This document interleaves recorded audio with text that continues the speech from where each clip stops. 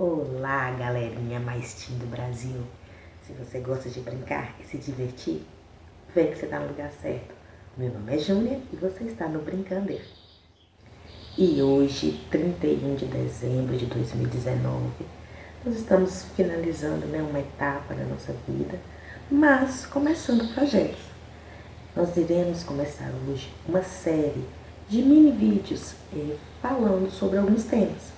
E o primeiro tema vai ser sobre contação de histórias. Aproveita, já se inscreve, curte o vídeo, compartilha e ajuda o canal a crescer. Nós precisamos de você. E você conta histórias? Se considera um contador de histórias? Sim?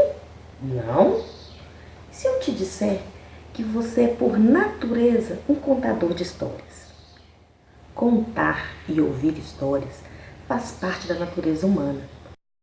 Seja contando o que aconteceu no trabalho, na ida para o supermercado, no ponto de ônibus, nós estamos sempre e cotidianamente contando histórias. Por isso, contar histórias é primeiramente um ato de entretenimento e comunicação.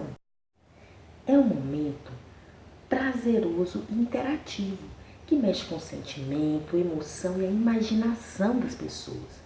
Por este motivo, a contação de histórias contribui no processo de formação do caráter da criança. As histórias, elas ajudam as crianças a compreender e passar por transformações, as descobertas, que elas vão vivenciar ao longo da sua vida. Por isso, os enredos, as tramas das histórias, sejam contos, fábulas ou outras narrativas, faz com que a criança ela vivencie o imaginário e entre naquela ação, se vendo na ação dos personagens, contribuindo assim para a construção da ética e da cidadania na formação da criança. Se eu perguntar para os professores, vocês contam histórias para as crianças? Tenho certeza que a maioria absoluta vai dizer, sim, eu conto história. Mas tem diferença entre ler uma história e contar uma história? Quando nós, professores, lemos uma história para a criança, a gente está simplesmente lendo o que o autor escreveu, transmitindo a ideia dele. Nós estamos apenas lendo o que alguém construiu. Já quando a gente conta uma história, é totalmente diferente. A contação, ela admite a improvisação, a interação com a turma, a possibilidade de agregar outros elementos na história. O contador de histórias, ele cria imagens na mente das pessoas. Ele ajuda o ouvinte a despertar sensações relacionadas a todos os sentidos, a audição, a visão, o olfato, o paladar, o tato, tudo isso através da sua narrativa, porque ela é carregada de emoção, de sentimentos e elementos que são significativos para quem está ouvindo essa história. É o caso das radionovelas. Antigamente, as pessoas só apenas ouviam as narrativas e elas se viam naquela cena, elas imaginavam tudo o que estava acontecendo lá. Apesar das pessoas não verem o que estava acontecendo, todos os dias estavam todos lá esperando para ouvir essas narrativas e que trariam para eles todas essas sensações. Em geral, o que acontece é que pelo fato de nós já sermos alfabetizados e sabermos ler, a gente vai lá, pega um livro na estante, ou vai na acervo da escola, consulta pelo nome dos livros, os livros que tem, e simplesmente a gente define que é aquele livro que a gente vai ler ou vai contar naquele momento.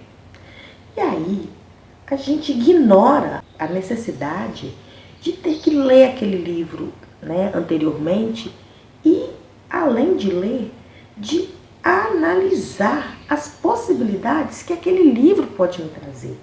E quando eu falo, pessoal, de possibilidade, eu não estou dizendo de possibilidades propriamente pedagógicas, e sim as possibilidades que dizem respeito ao cerne da contação de histórias, que nada mais é do que o entretenimento. A contação de histórias, pessoal, ela tem o poder de distrair, de recriar e até de aliviar sobrecargas emocionais. E além disso, ela ainda possui um papel didático de ensinamento. Então, o que é preciso a gente saber na prática efetivamente para contação de histórias? Primeiro, quando a gente conta um caso, a gente gesticula, a gente às vezes muda a entonação da voz, a gente carrega de emoção aquele momento, não é? Então, o mesmo deve acontecer no momento de contação de histórias. Se solte! E não se esqueça que, primeiramente, ele deve ser um momento lúdico de entretenimento. Segundo passo, se atente para a faixa etária das crianças que irão ouvir a história que você vai contar.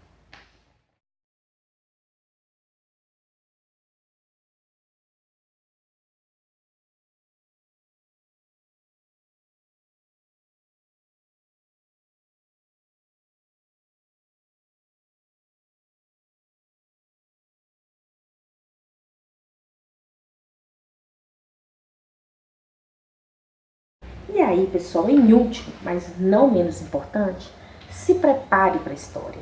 Não precisa da gente ter grandes produções, roupas super elaboradas, acessórios mirabolantes. Às vezes, uma simples tiara, um boné, um chapéu já muda sua personagem e faz com que as crianças se interessem mais, vai chamar mais a atenção deles. Às vezes, você pode vestir uma blusa com uma cor diferente, uma cor bem alegre, bem gritante. E você pode também investir em alguns acessórios. Só não deixe que isso seja o seu limitador. Independente de figurino, é preciso, no momento da contação, colocar a emoção, utilizar diferentes entonações de vozes, ruídos, palmas, algo que vá mexer com as pessoas que estão ouvindo essa história. É a nossa entonação de voz e a nossa expressão que vai fazer com que as crianças percebam o sentimento de raiva, tristeza, medo, alegria, frustração e que elas consigam assimilar esse conhecimento e trazer para a vida delas. Além disso, a história, a contação de história, a nossa forma de falar, também vão estimular a imaginação da criança. Então, não se esqueça, na arte da contação de histórias, a sua voz e o seu corpo são as suas principais ferramentas. E aí, gostou? Então se inscreve, curte, compartilha se você ainda não fez isso. E amanhã a gente te espera aqui, porque a nossa série continua. No mais, fiquem com Deus e até o próximo.